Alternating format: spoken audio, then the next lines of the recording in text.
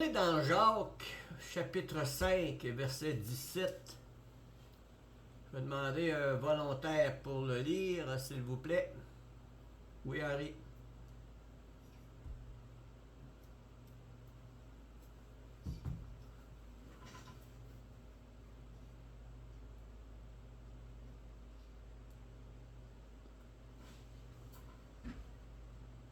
Oui.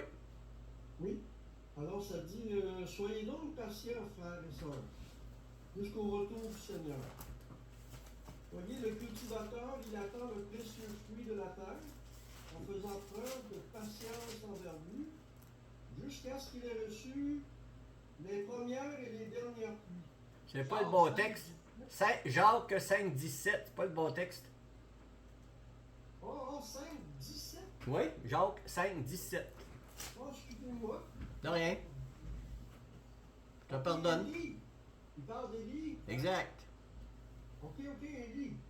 Élie était un homme de la même nature que nous. Il a prié avec insistance pour qu'il ne pleuve pas. Et il n'est pas tombé de pluie sur la terre pendant 3 ans et 6 mois. Exact. Pour revenir à ce texte-là, je vais y revenir dans quelques instants. Samedi soir, on était tournoi de fermeture du terrain de golf et puis j'étais entouré de millionnaires qui étaient autour de moi à table, tu sais. Et de médecins, puis un gars qui a réussi, puis qui a des terrains, puis lui, à Noël, il donne 1000 pièces à ses petits-enfants. Moi, j'ai de la misère à lui donner 10 pièces. Je faisais une comparaison un peu. Et là, je voyais souvent, quand on est entouré de gens comme ça, on a tendance à vouloir se comparer avec eux, puis de voir un peu dire ouais, ma vie, à quelque part, je l'ai comme manqué, tu sais, je veux dire, j'ai pas bien réussi quand je regarde où je suis rendu, et ça peut vous arriver, vous aussi, si vous regardez votre vie, vous regardez où vous êtes rendu, puis souvent, vous rencontrez des gens qui, tu sais, il y a la grosse Mercedes en avant de la porte, la grosse maison, la belle femme, les beaux enfants, ils ont de l'argent, ça voyage. Tu sais, on peut dire qu'ils ont réussi leur vie, tu sais, je veux dire, quelque part. Puis c'est tentant de se comparer avec eux autres, tu sais, je veux dire, puis c'est même emmerdant aussi, tu sais.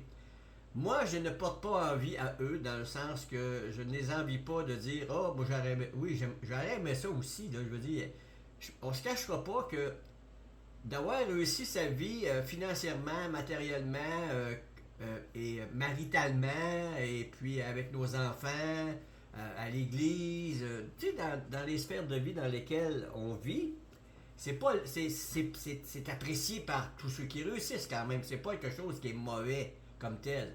Moi, je suis content pour eux, je suis heureux pour eux, mais je sais que c'est pas tout, là, tu sais, ça arrête pas là, ça, cette affaire-là, tu sais. Puis j'en reviens au texte d'Élie, puis ça me faisait penser, quand j'étais jeune croyant, je lisais le texte d'Élie, puis ça me décourageait, tu sais. Je me dis, Élie était un homme de la même nature que nous, tu sais. Moi, je regardais Élie, puis je me disais, puis je regardais ma vie dans ce temps-là, jeune chrétien, qui avait des I, des A, tu sais, sauvé un jour, sauvé, pas sauvé, sauvé, pas sauvé, je suis dans le Seigneur, je suis pas dans le Seigneur, tu sais. On était de même parce qu'on a regardé quoi? On a regardé à nos vies, on a regardé à nos péchés. J'étais célibataire à ce moment-là. J'étais en appartement tout seul. L'église venait de commencer. On était quelques-uns. Et puis, socialement, ben là, c'est comme nouveau croyant, ben, t'as plus de relation avec le monde. Ben, ils n'aimaient pas le monde ni les choses qui sont dans le monde. Et là, tu peux plus aller quasiment, tu vois plus à nulle part, tu fais plus grand-chose. Et puis, la solitude, c'était tough, là, on va dire. C'était pas facile. Mais ça arrivait des fois que j'allais faire un tour à l'hôtel. Mais à l'hôtel, j'allais à l'hôtel Les Mouettes à Sept-Îles, mais c'était pour rencontrer du monde, pour que ça soit sociabilisé, rencontrer des gens, tu sais. Mais c'était pas bien vu par certains parce que j'ai quelqu'un me dénoncé au pasteur de l'église. Et là, le pasteur de l'église, en sachant ça, il était très fauché. Puis là, ils ont voulu me mettre sous discipline, mais j'ai demandé pardon, puis ça s'est rétabli. Mais moi, j'allais pas là pour prendre de la boisson pour boire un coup. J'allais là pour voir du monde. Puis en même temps, ça m'a donné des occasions de témoigner. C'était pas la meilleure place, on va dire. Mais mes intentions n'étaient pas que je voulais être dans le monde, puis être comme eux, puis foirer ce soir-là pour avoir profité, pour avoir... Non, non, non, c'était... J'avais envie de socialiser, rencontrer des gens. On avait une église qui était jeune. On était 4 ou 5 ou 10 à peu près, tu sais. C'était pas une grosse église. Après, comme on a à Rimouski, on n'est pas une tonne, tu sais. Notre église, en plus, est éparpillée, tu veux dire, à travers le Québec, tu sais, veux dire. C'est une grande église dans le sens du territoire. C'est une petite église en temps de nombre, comme telle. Mais c'est ça. Fait que quand je regardais le texte d'Élie, ben, ça me décourageait parce que j'étais loin d'y arriver à achever, on va dire. Tu sais, je veux dire. Élie, c'était un homme assez extraordinaire. Parce que la plupart d'entre nous, c'est le fun de voir son nom dans la Bible puis dire ah, j'aurais aimé ça être à sa place. Ben, je suis pas sûr qu'on aurait aimé ça être à sa place. Parce qu'il l'a pas eu facile tout le temps. Puis il y a eu des périodes difficiles, puis il a été persécuté. Puis il y a des gens qui ont donné de la misère, puis mais il a accompli des miracles extraordinaires, il a fait descendre le feu du ciel, il a démontré avec puissance que l'Éternel, le Dieu Jéhovah, Yahvé, était le vrai Dieu contre les Baals. Le roi à ce moment-là qui était à Akab avec sa femme qui était vraiment des pistes sur deux pattes, il était confronté à ça régulièrement. Et même sa tête a été mise à prix, il a fallu qu'il se sauve, mais il a rempli son ministère à un point tel que Dieu l'a enlevé de la terre. Élie, il n'est pas mort, il a été enlevé. Et c'est ça qui est extraordinaire. Élie a été enlevé, mais on sait qu'il va revenir et qu'il va mourir. Parce qu'il doit passer par la mort comme tous les autres. D'ailleurs, Enoch aussi devrait revenir avec Élie. Si on voit dans les textes de l'Apocalypse, il semblerait que c'est à ça que ça tient le texte. Donc quand on se compare avec Élie, on peut aussi se comparer avec Paul. Bon, et si on se compare avec Paul, on va prendre une moyenne de barque là aussi. Je veux dire, regarder le zèle de Paul pour les églises, le zèle de Paul pour l'évangile, le zèle de Paul pour l'enseignement. Ben, on n'y arrive pas à achever lui non plus. Fait que si je me compare avec lui, encore là, je vais avoir le moral d'un talon. Et si je me compare avec Pierre, ben ça va être la même chose. Mais peu importe avec qui je vais me comparer à quelque part, je vais avoir je vais avoir le moral à terre. Tu sais, je veux dire, je vais avoir le moral à terre. Puis si je me compare avec ceux qui m'entourent, des fois même des chrétiens qui m'entourent, je m'aperçois qu'il y a des chrétiens qui me dépassent de loin dans la prière, dans le zèle, dans l'amour, dans la miséricorde, dans le don de soi, dans la générosité. Alors si je me compare avec eux, là aussi je vais être démoralisé. Je vais tomber à terre, puis je vais dire, hey Seigneur, viens me chercher, je suis plus capable. J'en ai assez, là. J'ai hâte de me reposer, là, parce que j'y arrive pas, OK? Mais, malgré tout ça, quand je me suis mis à m'arrêter à tout ça, j'ai commencé à dire, la comparaison, elle n'est pas bonne, parce que, d'une part, tous et chacun, on n'est pas pareil, OK? On n'a pas été bâtis pareil, on n'a pas tous les mêmes talents, on n'est pas né à la même place. Moi, j'étais né en Afrique, et puis, pas d'instruction, des parents fous raides, qu'elle a arrêté mon avenir. Qu'est-ce que j'aurais fait avec tout ça? Je ne sais pas, mais probablement pas ce que j'ai fait aujourd'hui, dans ce que je vis ici. Donc, on peut se comparer avec pire, mais on peut avec mieux, mais on peut se comparer aussi avec pire. Et quand on se compare avec mieux, on se démoralise. Quand on se compare avec pire, on se met plus haut. Dans un cas comme dans l'autre, c'est pas bon ni un ni l'autre. On peut pas se comparer les uns aux autres parce que on peut pas. Pourquoi? Parce qu'on a tellement de facteurs déterminants qui fait que la vie qu'on a est celle-là. Notre vie a été faite de choix. On a fait un choix à un moment donné d'une direction. On a fait un choix d'un déménagement. On a fait un choix d'un emploi. On a fait le choix d'un conjoint, d'une conjointe. On a fait des choix et de ces choix-là est découlé des conséquences. De ces conséquences-là, des fois, il y a des conséquences heureuses, puis des fois, des conséquences malheureuses. Mais on sait que Dieu fait concourir toutes choses dans notre bien, donc des conséquences malheureuses, Dieu a réussi à en sortir du bien. Je peux regarder ma vie et dire « Oh, j'aurais aimé ça, moi, pas avoir eu à connaître le divorce. » Mes filles me disaient « Si ma femme avait été pas partie, peut-être que leur vie aurait été très différente. Ils seraient peut-être pas mariés avec les mêmes hommes qu'ils ont, là. Ils n'auraient peut-être pas les petits-enfants qu'ils ont, là. » Il y a tellement de facteurs dans la vie qui fait que on n'est pas en contrôle des événements, puis des circonstances, puis des conséquences des choix dans lesquels on est plongé. Puis c'est ce que je me rends compte lorsque des fois, je me mets à me comparer. Puis quand je me mets à me comparer, je me dis, merci Seigneur, parce qu'à quelque part, il y a quelque chose que Dieu m'a donné. Tournez ensemble dans Matthieu chapitre 7. Matthieu chapitre 7, verset 1.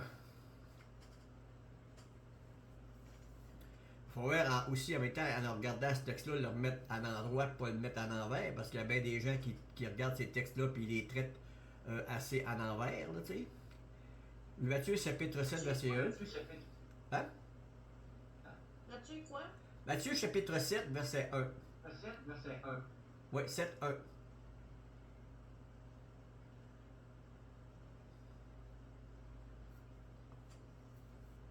Ne jugez point afin que vous ne soyez point jugés. Car on vous jugera du jugement dont vous jugez et l'on vous mesurera avec la mesure dont vous mesurez. Quand j'avais regardé le texte, j'avais revenu du souper puis que je cherchais un texte, quelque chose pour amener le message de ce soir. C'est sur ce texte-là que j'ai tombé, c'est que on vous mesurera avec la mesure dont vous mesurez. C'est quoi la mesure souvent qu'on prend pour mesurer? C'est souvent une mesure qu'on prend en se comparant avec les gens du monde qui ont des valeurs totalement différentes des nôtres, qui eux ont des valeurs qui sont axées sur la réussite, l'argent, la gloire, le profit, la sexualité, puis des choses semblables. Ça, c'est leur valeur. Alors, si je me compare avec ces gens-là, si je me mesure avec ces gens-là, je suis sûr d'une chose, c'est que ma mesure, elle sera pas bonne. Parce que puis mon jugement, il sera pas bon non plus, là. Parce que c'est pas comme ça que je dois mesurer les choses.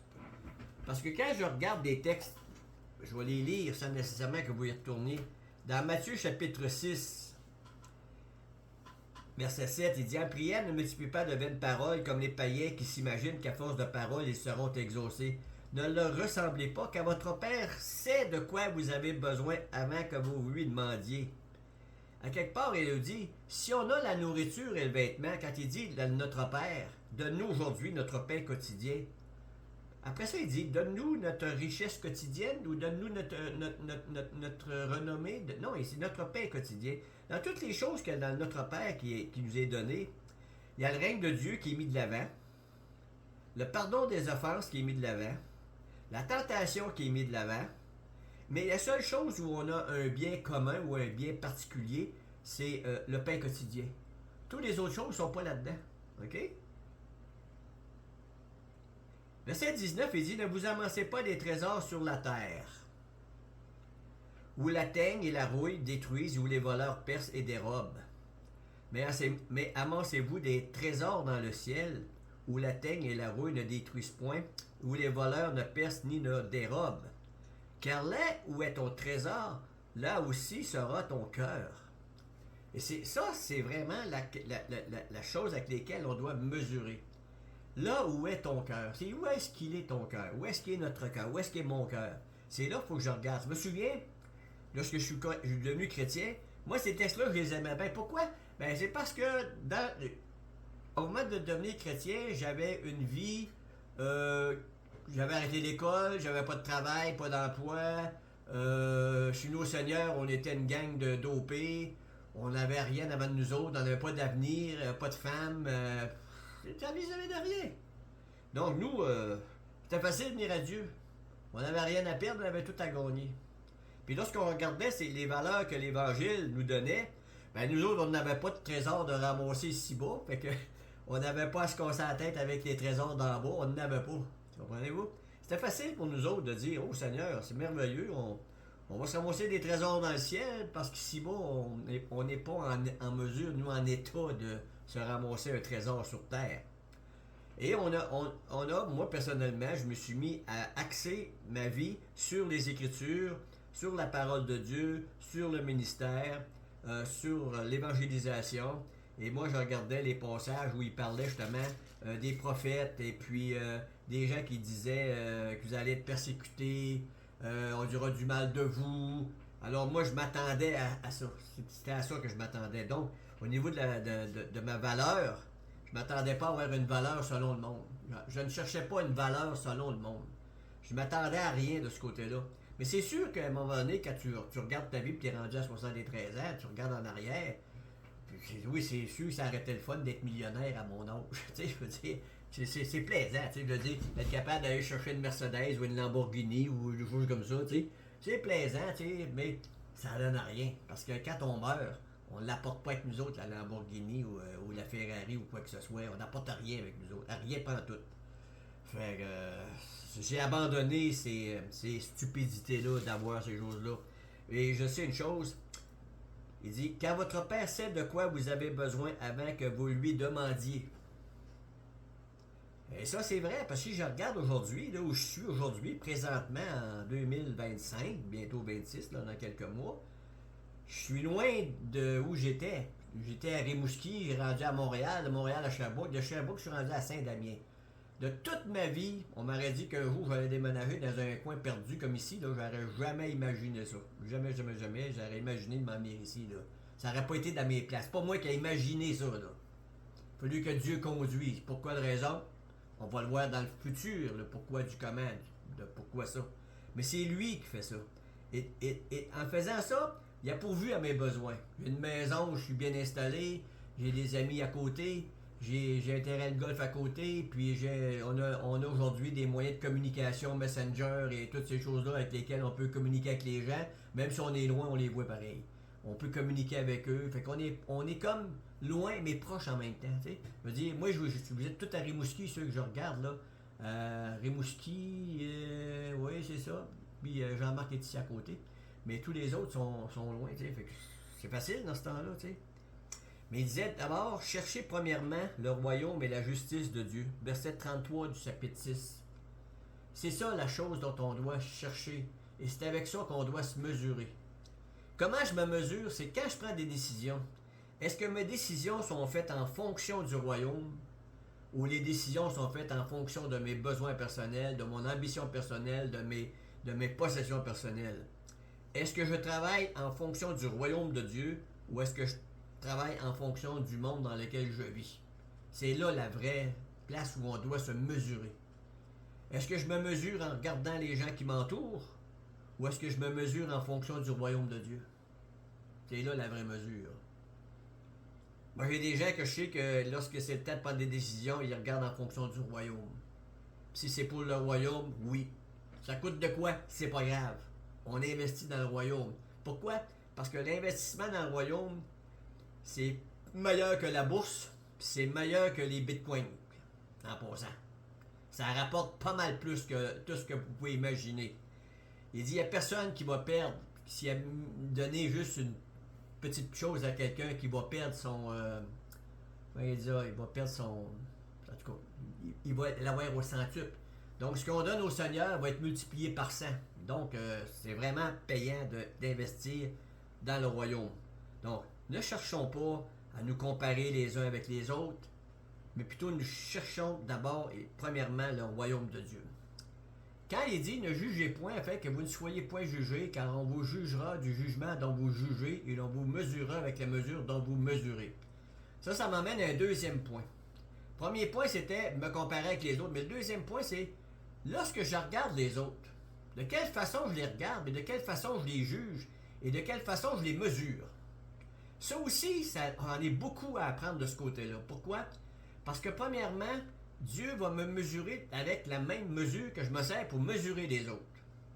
Quand je mesure les autres, on a une tendance des fois à juger très sévèrement des gens qui sont pas comme nous, qui pensent pas comme nous. Je pourrais même dire qui conduisent pas comme nous, qui font pas leurs affaires comme nous parce qu'on veut que les choses soient faites comme nous. T'sais. On est un peu tous pareils, on se pense tous les meilleurs chauffeurs du monde, malgré que c'est tout à voir, parce qu'on n'est pas tous les meilleurs chauffeurs du monde. Il y a juste une petite fraction du monde qui chauffe des F1. Puis je peux vous dire que c'est le sport où il y a le moins de personnes qui se rendent à ce niveau-là. Ce qui veut dire, avant d'être un chauffeur de F1, là, on peut vous dire une chose, on en est loin. Mais on peut pas se comparer avec eux autres, parce que c'est de l'exception. Mais lorsque je regarde les gens, souvent on peut juger des gens. On voit des gens faire des affaires, puis on va avoir la tendance à juger. Mais souvent, il nous manque quelque chose. Savez-vous ce qui manque souvent quand on amène un jugement? C'est le contexte. Si on change le contexte, si je sais pas le pourquoi la personne a fait une chose, oui, je peux la juger sévèrement. Oui, je peux peut-être penser d'avoir raison. Mais lorsque, à un moment donné, je reçois le contexte, puis je sais le pourquoi du comment la personne a fait ça et le pourquoi, là, j'ai l'air fou. Là, j'ai l'air fou parce que j'ai jugé trop vite. Puis ça, il faut faire attention à ne pas juger trop vite. N'oubliez jamais une chose. Tous ont péché et sont privés de la gloire de Dieu. Tous. On est tous pécheurs. Et on est tous mis gratuitement, justifiés par la grâce qui est en Jésus-Christ. Donc, on est tous égaux, à quelque part. On part tous sur le même pied d'égalité. On est tous ennemis de Dieu, on est tous pécheurs, on est tous privés de la gloire de Dieu. Mais nous, les croyants, on est gratuitement justifiés par sa grâce. Et ça, c'est un don gratuit. Donc, ne soyons pas comme la personne à qui le roi avait remis une grosse dette au monsieur qui devait beaucoup. Puis lorsqu'il est sorti dehors, il a vu le gars qui devait une petite dette, puis il l'a fait mettre en prison parce que le gars ne pouvait pas y payer sa petite dette. On a pu voir que le roi était choqué et il l'a fait mettre en prison. Pourquoi? Le gars, on lui remet une grosse dette, puis vis-à-vis des autres, il n'a pas été capable de lui remettre une petite dette. C'est un peu pour ça qu'il faut être patient avec les gens qui nous entourent. On regarde notre frère un tel, il a un caractère un peu particulier. J'emploie le mot particulier. Un tel, il a un caractère colérique. Lui, il est gratine. Voyez-vous, on a tous des jugements là, sur les gens qui nous entourent. Vous ne pouvez pas vous empêcher d'avoir un jugement sur les gens qui nous entourent. On a toute une idée sur qui est Henri, David, Jean-Marc, Louis-Joanne. On a toutes des idées des uns des autres sur ce qu'on pense d'un des autres. Il n'y en a pas un qui ne pense pas quelque chose d'un de l'autre. Ça n'existe pas. On est tous de même. On est tous de même. Mais c'est ça avec lesquels il faut faire attention. Et c'est là qu'on doit employer la grâce quand on pense à ces gens-là, dire c'est vrai qu'il est peut-être de même, mais moi j'ai d'autres choses. Mais moi, ça m'apprend à être patient avec les gens, de ne pas m'en faire avec ce qu'ils sont, avec ce qu'ils ont fait, tant que ça ne rentre pas dans ce que la parole de Dieu interdit. Tant que ça ne rentre pas en confrontation avec des doctrines fondamentales, tant que ça ne rentre pas en confrontation avec des commandements que Dieu nous donne, je vais être patient avec les frères et les sœurs. Je vais être tolérant avec les frères et les sœurs. Parce que c'est ça que Dieu me demande. Pourquoi? Dieu était patient avec moi. Dieu est tolérant avec moi. Dieu me pardonne parce que sinon il me ferait partir, ça ferait déjà longtemps que je serais parti. Mais Dieu était bon, il me restait là encore. Je suis encore là aujourd'hui, après toutes ces années. Je suis encore là parce que Dieu était bon avec moi. Dieu est bon avec vous. Mais soyez bons, quand il nous dit soyons bons les uns envers les autres. Ça, c'est fondamental. Parce qu'on dit, pourquoi vois-tu la paille qui est dans l'œil de ton frère et n'aperçois-tu pas la poudre qui est dans ton œil? Jésus il est très très sévère dans cette façon de voir parce que souvent c'est facile de voir le défaut chez les autres. Ils sont évidents. Puis c'est tellement difficile à voir nos défauts parce qu'on se voit pas. Comme on dit dans Jacques, il regarde dans le miroir puis après il s'en va puis il oublie comment il était. C'est exactement la même chose. Quand on joue au golf, une analogie, on voit pas comment on frappe des fois, mais on voit pas nos défauts. Quand quelqu'un nous filme, on voit notre défaut. Parce que là, il y a un œil qui est viré sur moi, mais là, je vois mon défaut. C'est la même chose. On ne se voit pas nos défauts comme les autres nous voient à l'extérieur. Nous, on est, comme dirait, très bienveillants envers nous autres. On est très, très patient avec nous. On est indulgent avec nous, souvent, malgré qu'il y en a qui sont très, très sévères avec eux-mêmes. Puis ça, c'est une maladie mentale, quelque part. Pas nécessairement une maladie mentale comme telle, mais c'est pas bon là, d'être trop sévère avec soi-même parce que c'est pas une vie de fun, tu sais. Comment peux-tu dire à ton frère, laisse-moi ôter la paille de ton œil, toi qui as une poudre dans le tien, hypocrite, ôte premièrement la poudre de ton œil. Alors tu verras comment ôter la paille de l'œil de ton frère. Ça, c'est ça qu'il faut faire premièrement. Donc, avant de juger, avant de mesurer les autres, assis-toi, puis regarde-toi, puis soyons indulgents envers les autres. Les uns envers les autres. Soyons patients les uns envers les autres. On enseigne, j'enseigne, d'autres enseignent. Moi, j'ai une façon de faire, un autre a une autre façon de faire, un autre peut-être qu'elle n'a pas ma façon de faire, moi j'aime moins la façon de faire d'un autre. Peu importe. Il faut que je sois patient et indulgent envers les autres. On n'a pas tous les mêmes dons. Moi, j'aurais aimé ça, jouer de la musique, jouer de la guitare. Jean-Marc le sait, mais j'ai pas les doigts d'un guitariste, puis j'ai pas le talent d'un musicien, j'ai rien de tout ça. Même si je voudrais, ça sert à rien. Je l'ai pas. J'ai un peu des fois Jean-Marc dans sa shop, mais je suis pas talentueux. Il est patient avec moi, il sait comment faire, mais moi je l'ai pas. C'est pas dans moi. Mais je veux bien, mais c'est pas là. Il y a des choses qui sont en nous, il y a des choses qui sont pas en nous. C'est pour ça qu'il faut être patient les uns envers les autres tout le temps, tu sais. Il y en a qui sont bons avec les chiffres, il y en a qui sont bons avec les lettres, il y en a qui sont bons en français, il y en a qui sont bons à apprendre des langues. Chacun d'entre nous, on est différent. Mais tabarouette, mettons en commun nos forces, puis construisons un corps. Et comme on dit, ne donnez pas les choses saintes aux chiens, ne jetez pas vos perles devant les pourceaux, de peur qu'ils ne les foulent aux pieds, ne se retournent et ne vous déchirent. Ça fait dans la même veine de ce qu'on vient de dire. Tout ce qu'on est, tout ce qu'on a, on n'a pas à faire étalage de ça à l'extérieur puis de blaster les gens de notre assemblée ou de blaster les gens de l'Église. OK? On est un corps et on doit se soutenir les uns les autres. Donc, on doit être bons les uns envers les autres, patients les uns envers les autres, je le dis encore, indulgents les uns envers les autres. Et je reviens pour terminer à chercher premièrement le royaume et la justice de Dieu, et toutes ces choses vous seront données par-dessus. De toutes ces choses, ça comprend-tu la Lamborghini, ça? Non. Ça comprend pas ça. De toutes ces choses, c'est ce qui concerne le royaume de Dieu que j'ai besoin pour le royaume de Dieu. C'est quoi j'ai besoin? De la paix, de l'amour, de la patience, de la persévérance, de l'indulgence, de la lumière, de la foi. De ces choses-là j'ai besoin pour le royaume de Dieu. Les autres choses matérielles, là, Dieu dit, ne vous inquiétez pas, Dieu va vous donner ce que vous avez besoin, même avant même que tu y penses, OK? Moi, je peux vous dire, quand j'étais jeune, je pensais pas me rendre à 70 ans, et moi, je pensais même pas de me rendre à 45. Je suis rendu à 73. Donc, j'ai bien des années de plus que prévu. J'ai fait faillite à l'âge de 55 ans. Aujourd'hui, j'ai ma maison, j'ai une auto en avant de la porte, elle est payée, j'ai pas de dette. Qui a produit ça? C'est pas mes forces à moi, j'ai recommencé à zéro à 55 ans. Tu sais, je veux dire, il a fallu que Dieu intervienne, me mette sur des chemins, me donne un travail, il a fait quelque chose pour moi. Parce que par moi-même, moi je serais probablement dans une petite tente sur le bord de la rue avec un petit réchaud, là, puis traité d'itinérant. J'ai pas de métier. J'avais un seul métier que Dieu m'a donné, celui de chauffeur d'autobus scolaire. Avec ce métier de chauffeur d'autobus scolaire, Dieu a pourvu à mes besoins toute ma vie. Par 3 fois, il m'a donné du travail grâce à des autobus. Puis par 3 fois, il m'a sorti de la misère grâce à un travail de chauffeur d'autobus scolaire. Chauffeur d'autobus scolaire, ça prend pas un diplôme bien élevé pour avoir ça. Ça prend pas des études perfectionnées, puis c'est pas un métier perfectionné en passant.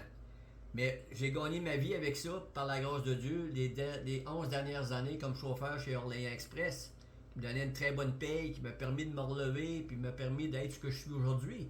Mais tout ça, là, c'est pas par mes propres forces. C'est lui qui l'a fait. C'est lui qui l'a produit. C'est lui qui a mis les circonstances. Travailler les circonstances à travers IAA. Tu sais, partir de Rimouski à la Montréal, aller à Sherbrooke. Je suis rendu à Sherbrooke que Dieu me trouve un travail pour retourner à Montréal. Voyez-vous? Je repars de Montréal, je retourne à Sherbrooke. Je repars de Sherbrooke, je m'en viens ici. Mais c'est ça. Premièrement, pourquoi? D'abord, j'ai tout le temps cherché le royaume de Dieu en premier. Tout le temps. Pas dans tout. Je vous dis, je ne pourrais pas parfait, là. Vous connaissez, vous aussi, vous cherchez le royaume. Mais on fait tout notre possible, tu sais. Fait que je vais arrêter là-dessus. C'était une petite réflexion pour asseoir. Fait qu'on va ouvrir les discussions.